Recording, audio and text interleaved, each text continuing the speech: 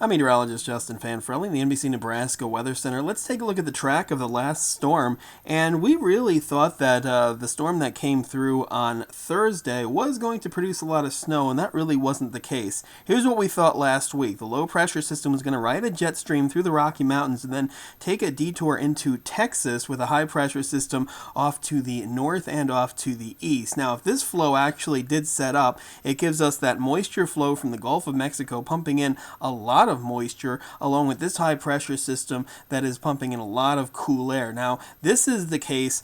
If this were the case, we would have gotten a lot of snow from this one, not only from the eastern Rockies, but all the way into the Midwest and possibly into the Northeast. This is a major pattern for a snowmaker with rain off to the south. Now, this is what happens if a low is well off to our south. We would have been on the cool side, and there was a lot of moisture making its way in from the Gulf of Mexico. Now, that's what we thought last Friday. That's why we thought that we could have had a major snowstorm about 6 days from that point. But what actually happened is the jet stream basically went right over us. The low went through the Rockies and then went right over western and then central Nebraska and then anchored off to the south and to the east. The high pressure system was still off to the north and east, but it was weaker than we actually thought. Now with this flow, it gives us more of a northwesterly wind.